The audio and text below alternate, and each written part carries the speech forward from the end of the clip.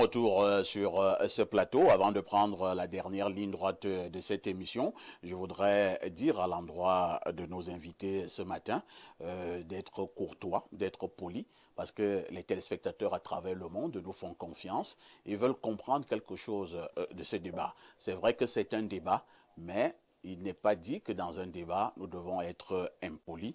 Et je voudrais également dire à l'endroit de certains invités que faisons un effort d'éviter des attaques personnelles entre nous, mais également sur certaines autorités de la République. Lorsque j'ai fait cette mise au point, nous prenons donc la dernière ligne droite de ce programme qui porte sur la candidature de Maurice Kamto, ancien militant du mouvement pour la renaissance du Cameroun. Il ira aux élections si la candidature est validée sous le sceau du Manidem. Et ce matin, nous allons revenir sur ce qui a été dit ces derniers mois lorsque nous parlions du mandat impératif. Entre-temps, ils sont nombreux qui pensent tout simplement que le professeur Maurice Kamto vient encore de faire étalage d'une grande stratégie politique en allant du côté du Manidem. Et je commence par le professeur Owonangini. Professeur Owonangini, Kamto est avec le Manidem pour affronter le candidat du RDPC le 12 octobre au prochain. Lecture générale. Bien, nous avons vu le professeur Maurice Kamto aller déposer son dossier de candidature dans lequel il a été investi par le Manidem. Beaucoup, essentiellement mus par le fanatisme, y ont vu un exploit qui en réalité n'existe pas. C'est une pure pantalonnade.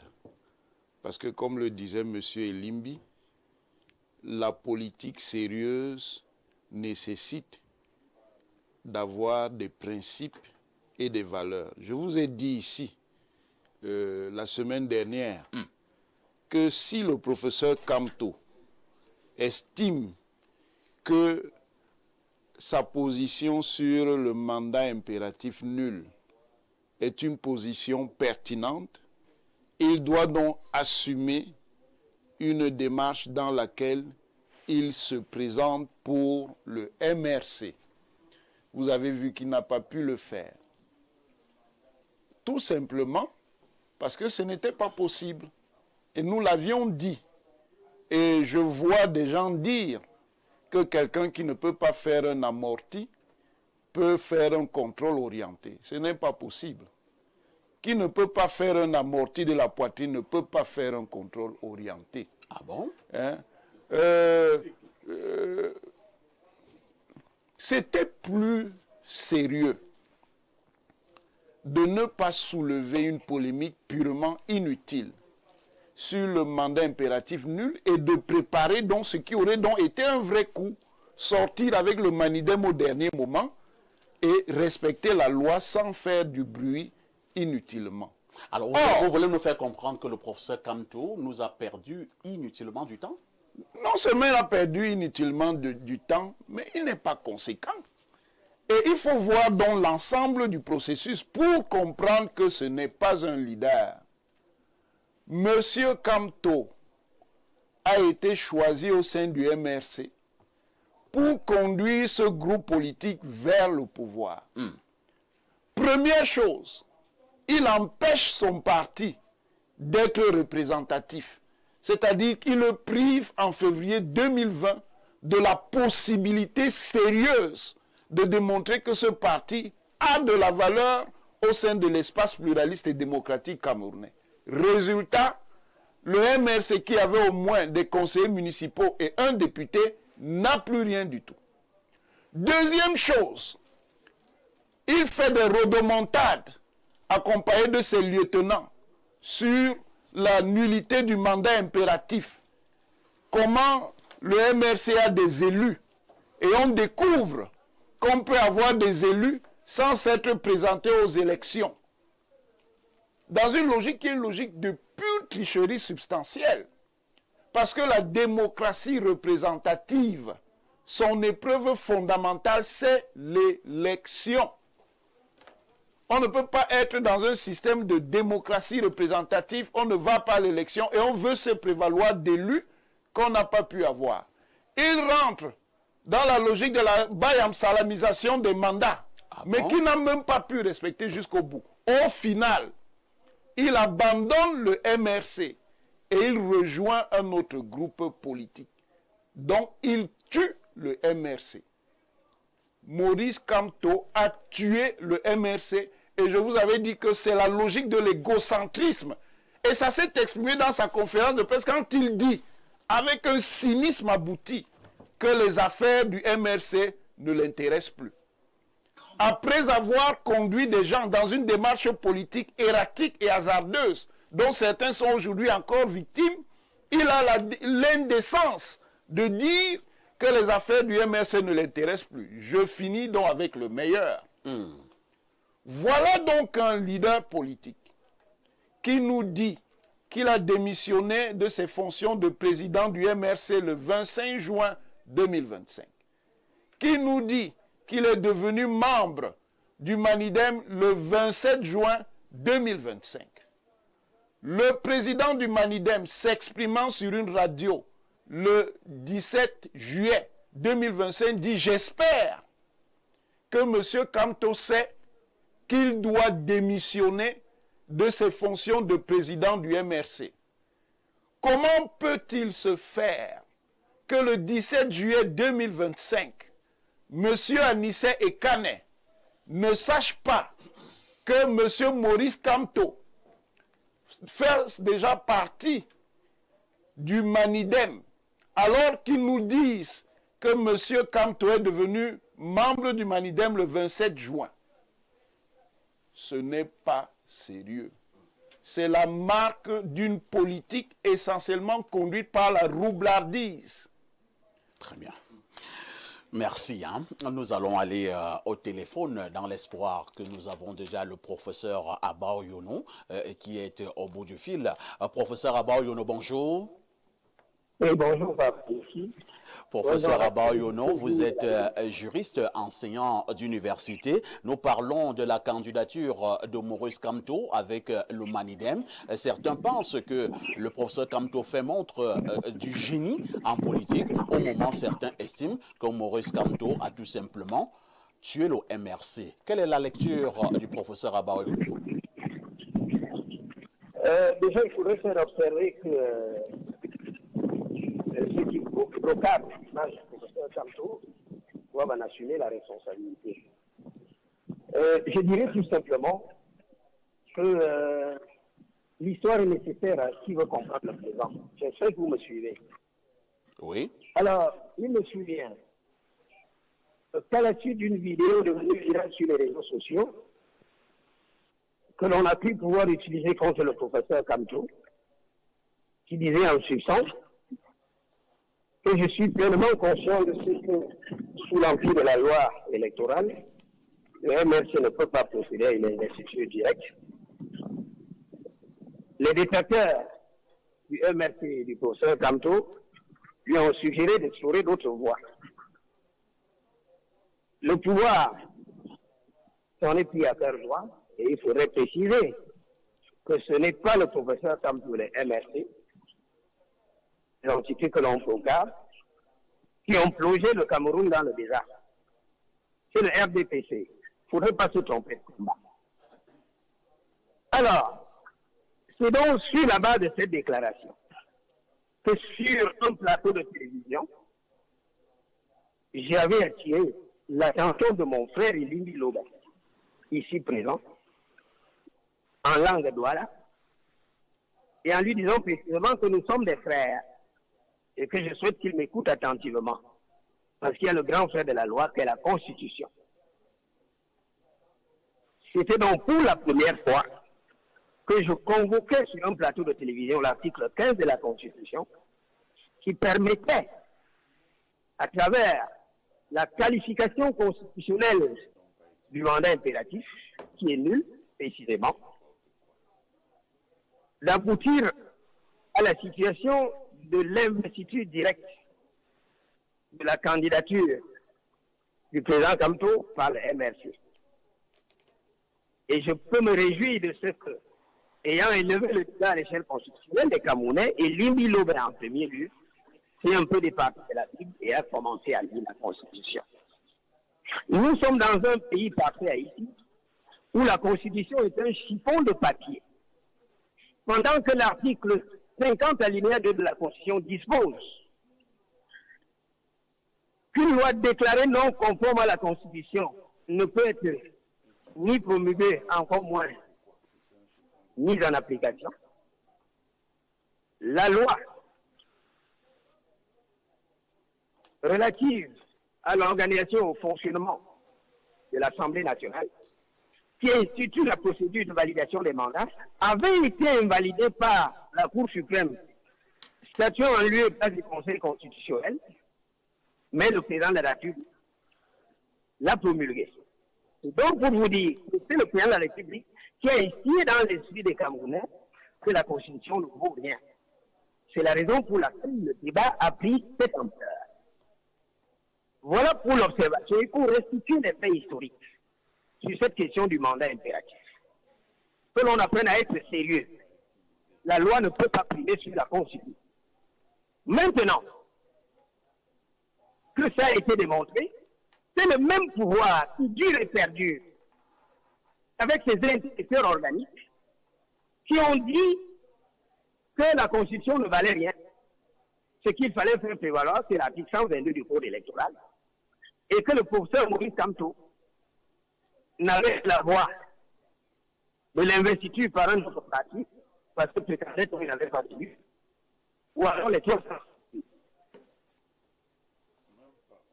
on a compris qu'il ne s'agissait pas d'un problème juridique qui se posait au Cameroun, que le problème était éminemment politique. Parce qu'on ne comprend pas. On met de côté la Constitution pour faire prévaloir la loi.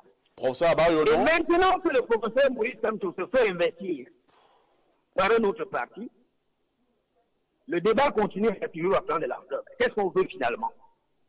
Le véritable problème est que le professeur Kamto jeune, Kamto le matin, Kamto le soir, Kamto le matin, Kamto le soir. Et pourtant, il faut bien avoir beaucoup de respect pour les leaders de partis politiques.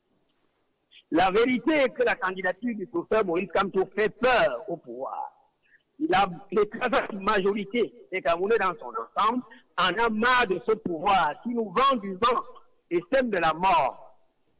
Voilà pourquoi on a peur de la candidature du professeur Kamto. Qui s'est fait investir par un autre parti, ça continue toujours à créer problème. Mais que le RDP s'occupe de sa propre forfaiture. La démocratie est inclusive. On ne peut pas qu'on veuille écarter la candidature d'un leader politique qui fait peur au régime. Voilà pour le. Maintenant, est-ce que vous me suivez par ça ici? Je voudrais être très précis et très clair pour chuter. J'espère que vous me suivez. On vous écoute, professeur. Allô? On vous écoute 5 sur 5, professeur. Allô? On vous écoute, professeur. Eh bien, merci. Lors du meeting de Paris, j'avais clairement demandé au professeur Maurice Kamto de prendre ses responsabilités face au peuple supplicié. Ça avait été très mal pris par le groupe de Douala. Je peux me réjouir de ce que l'on m'ait rejoint. La vérité est que le professeur Maurice Kamto fait peur. C'est le poids lourd de l'opposition, je le dis et je le maintiens. Et sous le bénéfice de ce qui précède, je vais chuter par deux propos. Premier propos, j'ai suivi mon collègue Ronan Gini dire tout à l'heure que Maurice Kamto a tué le MRC. Absolument pas. Le MRC reste debout.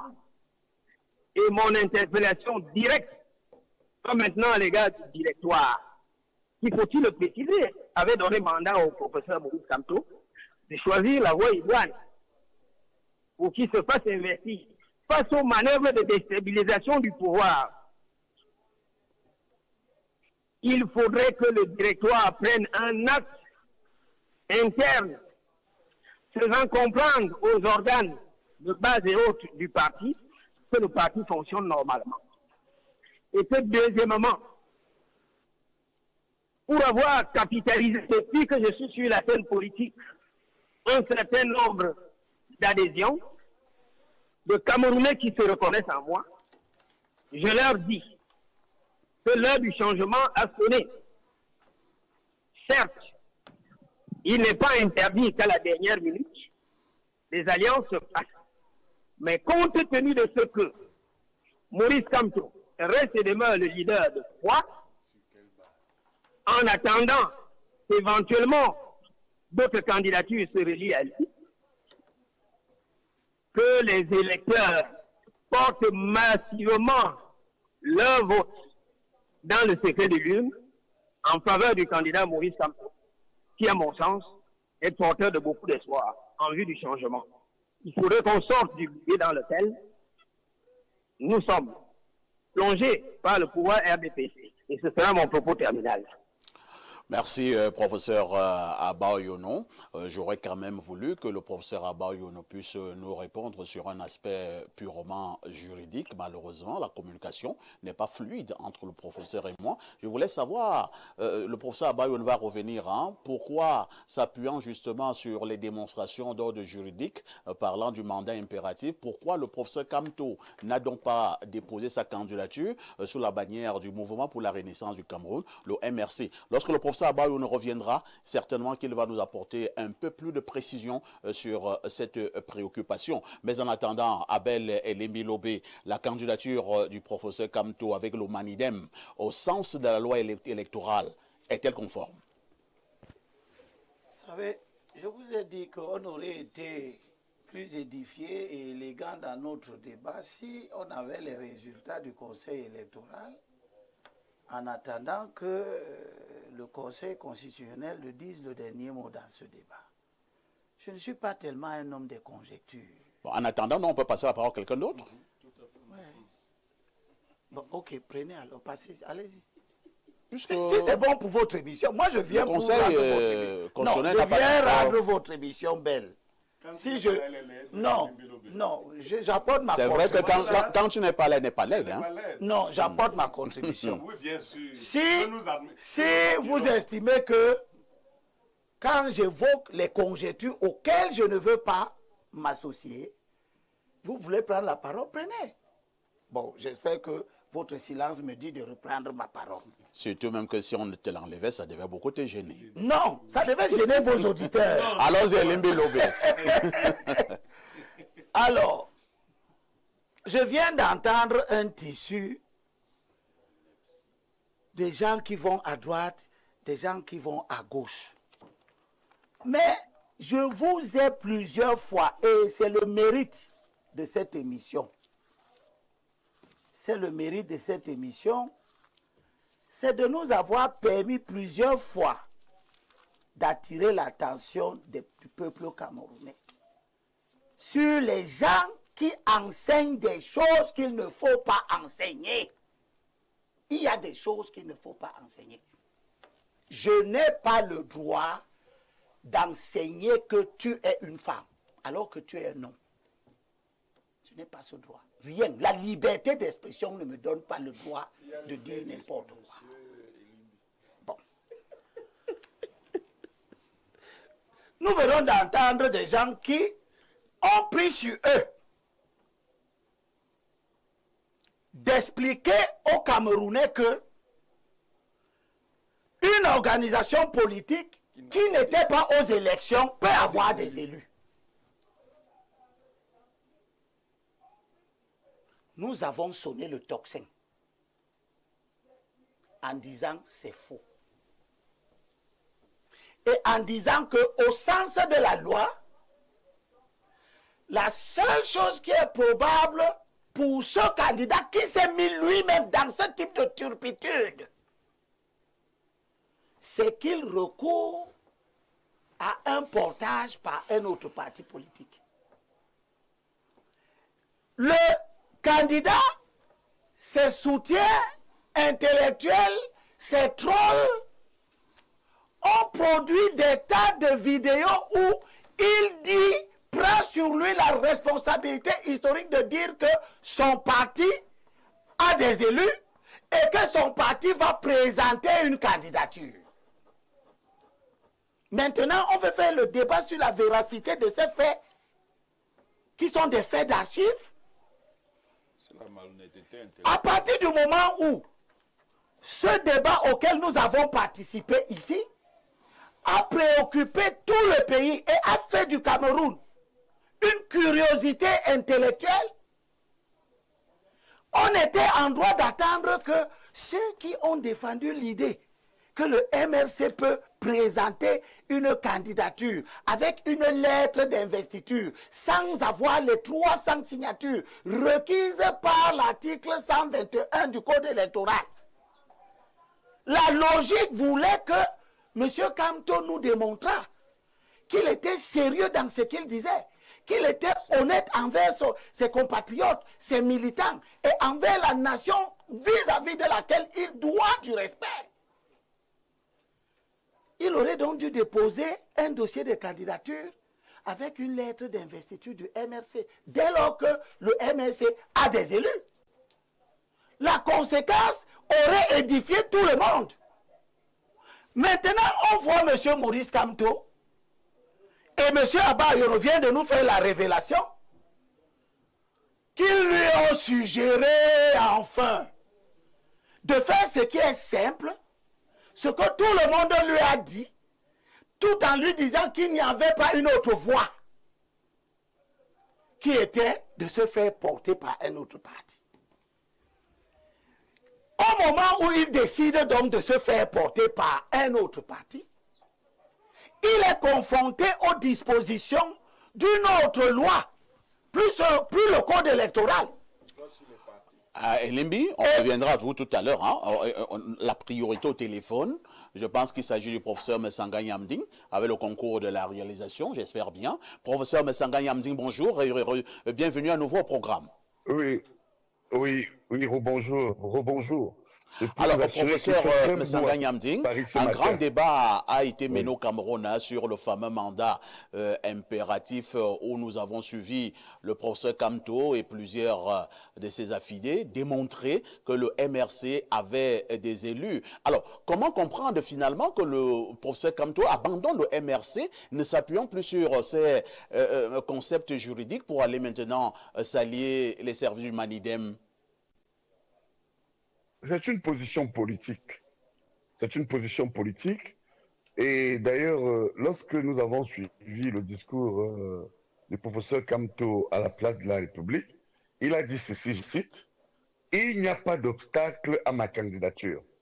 Et je crois que sur ce point bien précis, j'avais la même position que mon collègue Mathias Eric Onagini, à l'effet de dire qu'effectivement, son parti, le MRC, n'étant pas représenté, du point de vue technique, la représentation étant liée au parti ayant participé aux élections, il est clair que le MRC ne pouvait pas partir aux élections.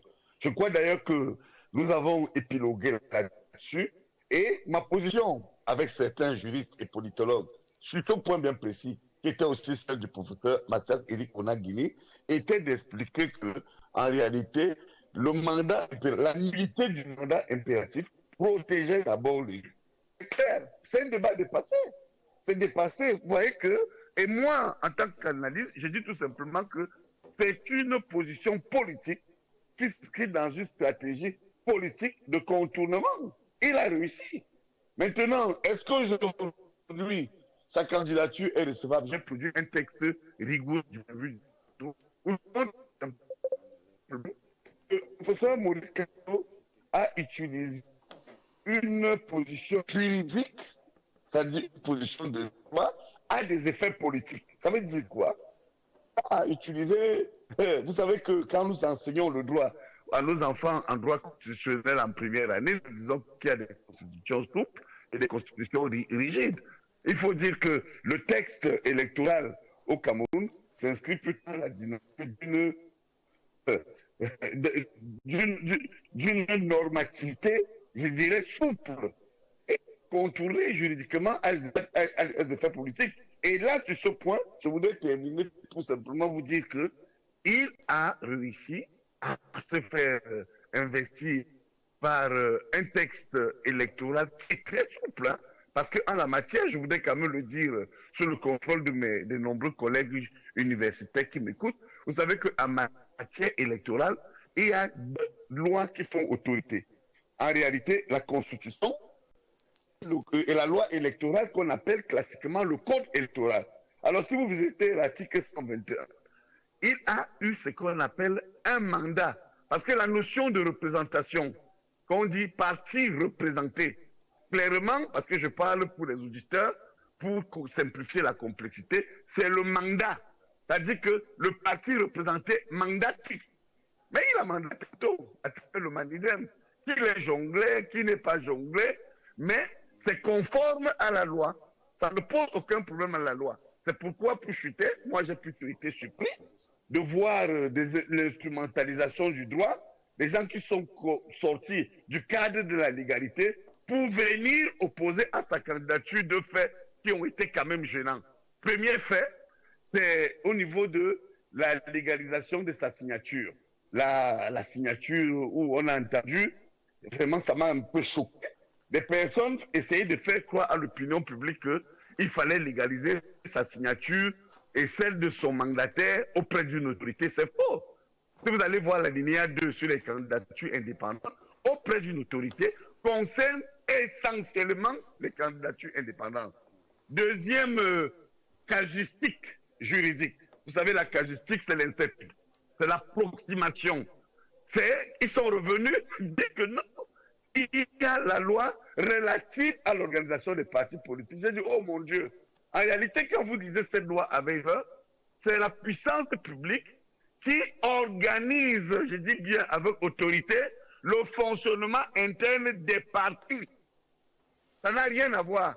Quand vous allez donc chercher dans le code électoral, une fois que vous avez obtenu le mandat d'un parti représenté, je crois qu'en dehors des autres éléments, parce que je dis sur ce point bien précis, en dehors des autres éléments, et c'est la caution et autres, je crois que les pièces les plus difficiles, c'est le mandat et la caution. Lorsque vous avez obtenu le mandat, je crois que sa candidature ne souffre aujourd'hui d'aucune contestation en matière de recevabilité. Professeur Messanga Yamding. Oui. Est-ce que la candidature de Maurice Kamto pour l'élection 2025 gêne le régime en place? Bon, alors moi, je crois qu'on en fait trop sur ce point-là. J'ai échangé avec beaucoup de juristes. Ici, vous savez, ici, je suis en mission académique, hein, entre autres. Je ne suis pas venu me balader. J'ai rencontré de nombreux professeurs de renom des constitutionnalistes et autres. Moi, je crois que ils en font trop, de toute façon, pour moi, avec cette candidature de M. Kamto. Vous savez que lorsque vous commencez par trop persécuter ou donner l'impression que on a développé, du moins certains, et ça je l'assume, ont développé une kamtophobie. Je dis bien une kamtophobie inacceptable. Regardez lorsqu'il rentre de France. Et je ne suis pas proche du MRC et je ne suis pas proche de M. Kamto. Mais vous savez, nous autres biaïstes, avons été toujours intègres. Ça nous dit de la subjectivité. Lorsque j'ai vu, je me souviens, le retour militarisé de Maurice Kamto à Paris, j'ai dit, oh là là, oh mon Dieu, une fois de plus, ils sont en train de faire la publicité de ce professeur.